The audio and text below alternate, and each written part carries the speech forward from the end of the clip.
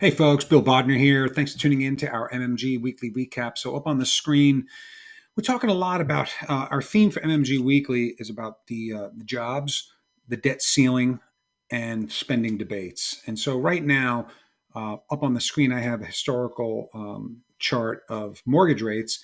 And just to give a little perspective, because what has happened this week is that now the bond market is kind of paying its attention or keying its eyes on the idea that the Fed is going to taper. It's some decent data, jobs data on Wednesday, and then in the absence of just a complete misery tomorrow morning on the Friday's jobs report, the Fed is likely going to taper bond or scale back bond purchases and make an announcement in November 3rd and likely be done buying a certain amount of bonds by the middle of next year. Now, the Fed has been buying bonds for 13 years in some capacity. They've never really stopped. They've always been taking the portfolio and whatever runoff they have and rebuying bonds. And that's always kept some sort of lid on prices. But them getting out of the market and being not a seller, but at least not an active buyer to some degree, 120 billion worth of treasuries and mortgage-backed securities, has to at least create some sort of near-term upward pressure on interest rates. And so you have that story to watch. But when you take a look and you share this with your clients, and by the way,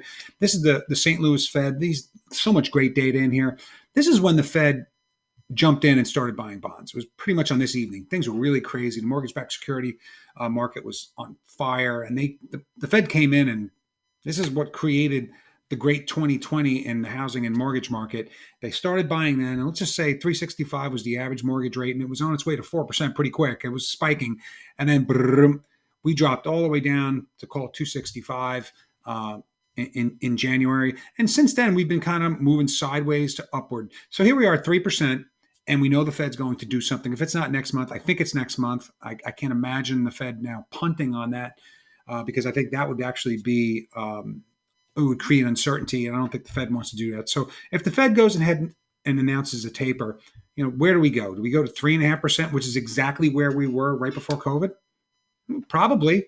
And would that be bad? No, actually, we were doing just fine in the housing market. This was an amazing, if you can remember where we were in January when we had raised it 3.5%, we had unemployment like 4%. It was an amazing moment. And then, like things got shut off. But from a mortgage rate going back there, not going to be bad. And so I think in the near term, you got to be very careful managing your pipeline.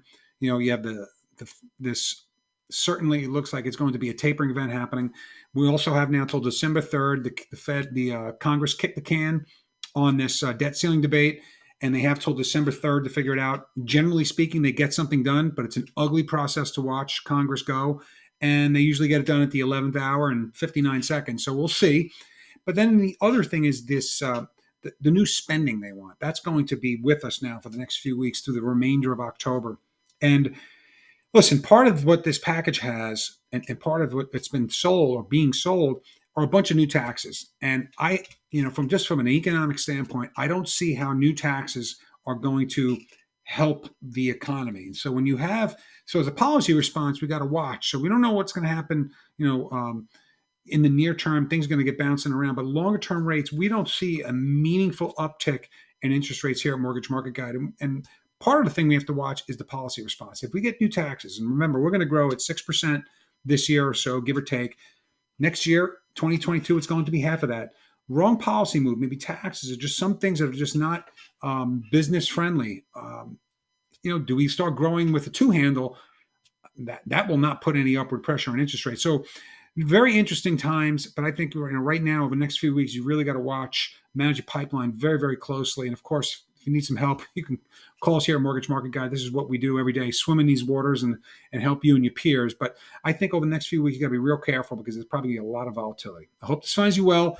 And by the way, next week, it all starts again. We have CPI, PPI, retail sales, and then part of the precursor to all of this new bond issuance is we have some big auctions next week and a 10-year note auction. So that being the bellwether, it'll be very interesting to see how that auction goes now that rates have ticked up a bit. Have a great weekend. We'll talk to you soon. Bye for now.